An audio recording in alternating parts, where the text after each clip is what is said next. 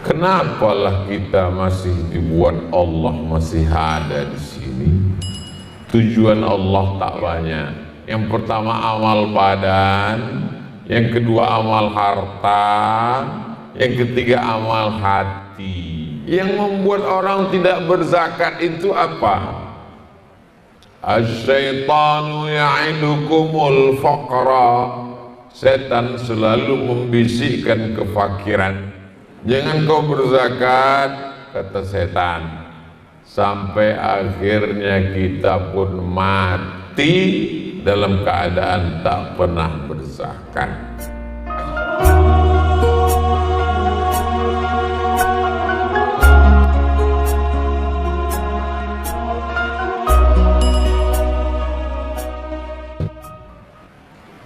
Lalu kemudian sampai di sini tadi,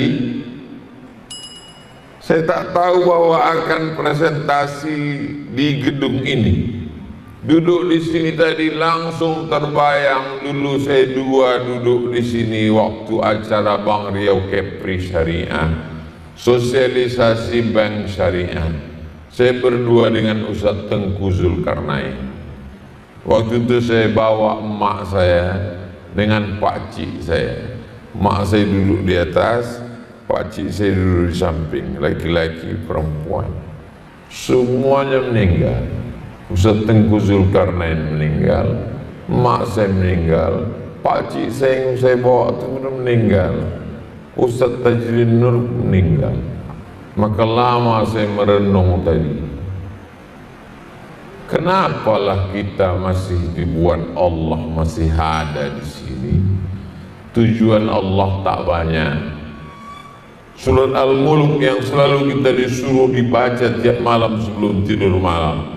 Tabarakalladzi biyadihil mulku wa huwa ala kulli syai'in qadir. Alladzi khalaqal mauta, Allah yang menciptakan mati, wal hayata, Allah yang menciptakan hidup, liyabluwakum ayyukum ahsanu amala, untuk menguji kamu siapa yang paling baik amalnya. Siapa yang paling baik amalnya? Amalnya ada 3. Yang pertama amal badan, yang kedua amal harta, yang ketiga amal hati. Amal badan, tegak, ruku, sujud, tegak, ruku, sujud, amal badan. Tawaf, subhanallah walhamdulillah wa la ilaha illallah, sa'i, inna safa wal marwata, itu semua amal badan. Ada namanya amal harta, zakat, wakaf, infak, sedekah, wasiat, hibah, ghanimah, itu namanya amal harta. Ada namanya amal hati, sabar, ridho, tawakal, qanaah, zuhud, wara, itu namanya amal hati. Saya amal hati aja lah Pak Ustaz. Ini bukan pilihan guys, 3-tiganya kita laksanakan. Yang membuat orang tidak berzakat itu apa? Asy-syaitanu ya'idukumul faqra. Setan selalu membisikkan kefakiran. Jangan kau berzakat, rumah belum direhab. Jangan kau berzakat, mobil belum lunas itu baru DP. Jangan kau berzakat, bagus untuk modal. Jangan kau berzakat, rencana persiapan pensiun kan akan buat rumah kos-kosan 100 pintu. 100 pintunya udah ada, baru pintunya aja. Jangan kau berzakat, kata setan, sampai akhirnya kita pun mati dalam keadaan tak pernah berzakat. Asy-syaitanu ya'idukumul faqra. Setan selalu membisikkan fakir, kurang, sampai akhirnya kita mati menghadap Allah Dan orang-orang yang sudah mati itu ketika ditanya, hai mayat-mayat, hai orang yang ada di kubur, mau kalian hidup lagi? Mereka mengatakan, kami mau hidup lagi ya Allah. Dan ketika ditanya, kalau kamu hidup lagi, apa amal yang paling ingin kalian lakukan? Fa'as-saddaqa, kami ingin beramal harta. Karena amal harta ini yang mengalir sampai hari kiamat. Mudah-mudahan kita semuanya termasuk orang yang bisa beramal harta ini, insyaallah. Kalau umur, pertanyaannya cuma satu, kemana kau habiskan? Kalau ilmu, pertanyaannya cuma satu, sudahkah kau amalkan? Kalau badan, pertanyaannya cuma satu, kemana saja kau amalkan? Mata kemana kau pakai sholat? Lidah kemana kau pakai Abdul Somad? Telinga kemana kau pakai Abdul Somad? Suara kemana kau pakai Abdul Somad? Pertanyaannya satu. Tapi kalau harta pertanyaannya dua. Seperti tali, dapatnya dari mana, dipakai kemana. Tadi saya mulai jam 8:30, sekarang udah 8:30. Ini udah keluar dari kode etik 600 ml. Ternyata kalau kita tausiah di depan orang yang banyak duitnya, itu tak terasa waktu begitu cepat berlalu. Ini bukan saya mengada-ngada, memang true story, kisah nyata. Tadi saya mau kemari jam tadi 8:30, sekarang udah 8:10. Rupanya kalau kita ngomong sama orang-orang berduit itu rasa cepat. Kata orang yang berduit, kami pula terasa lama Pak Ustaz. Bapak-Ibu yang dimuliakan Allah, seringkali kita menyabarkan orang yang tak berduit. Sabar ya, kau mesti sabar, ini ujian dari Allah. Sabarnya orang yang tak berduit itu adalah sabar menerima takdir tak berduit. Tapi sabarnya orang yang berduit adalah sabar mengeluarkan duitnya untuk zakat. Itulah sabar dia.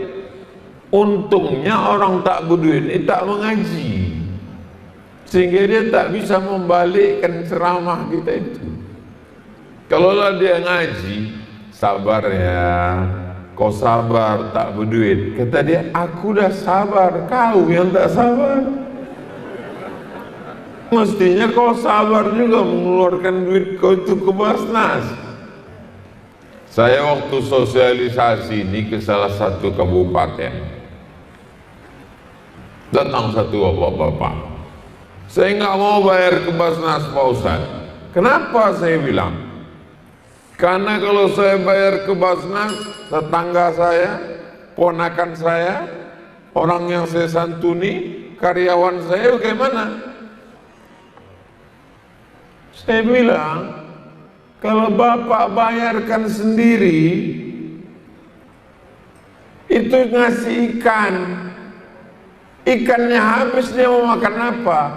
Tapi kalau Basnas, dia kasih pancing. Dia kasih pancing, ikan habis, pancingnya tetap jalan. Ini Basnas ada dewan surveinya. Dia survei, dia lihat ada orang jual gorengan, dipikul. Oh, ini bagus sekali kalau dibelikan motor. Dibelikan motor, makin tak laku. Kenapa? Dibuatnya pula ngebut, mana orang mau beli? Dikasih dia penyuluhan. Ini ada ibu-ibu, suaminya meninggal, anaknya kecil, dia cuman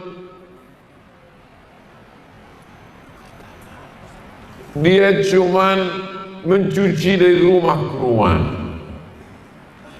dibelikan mesin cuci, dibelikan setrika, dibelikan meja kecil, akhirnya dia bisa buka laundry kecil-kecilan.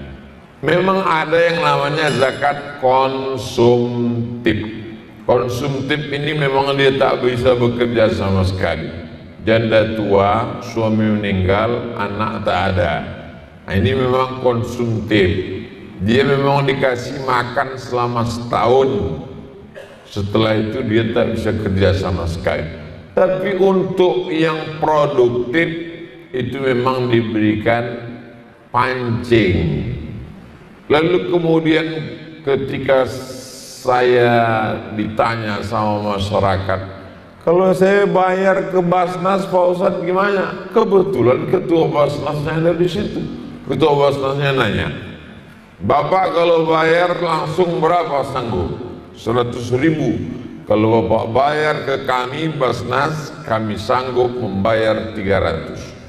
Ternyata kalau hanya lidi berserakan tak bisa jadi apa-apa. Tapi kalau disatukan menjadi sapu lidi, tidak hanya sampah yang hilang, pencuri pun bisa mati dipukul sapu lidi. Inilah filosofi Basnas. Uang bapak, uang ibu, uang kita bersama. Saya berceramah, tabligh akbar, khutbah Jumat, bayarlah zakat, menggelegar, hampir tanggal copot baut masjid. Orang tak membayar zakat. Ustadz berapi-api, jamaahnya di bawah berair-air. Enaknya orang-orang yang punya jabatan kekuasaan, Pak Bupati hanya tinggal mengeluarkan sistem, Basnas mengusulkan, disetujui, anggota-anggota Dewan, DPRD, voting mereka, setuju semuanya, maka potong atas. Tanpa tabligh akbar, tanpa ceramah, tanpa khutbah, terlaksana sampai hari kiamat. Mudah-mudahan ini terwujud di Kabupaten Indragiri Hilir, di Provinsi Riau, sehingga Allah menurunkan rahmatnya, negeri kita ini menjadi baldatun thayyibatun wa rabbun ghafur. Apalagi momen kita ini sekarang adalah hari lahir milad Badan Amil Zakat Nasional yang ke-22.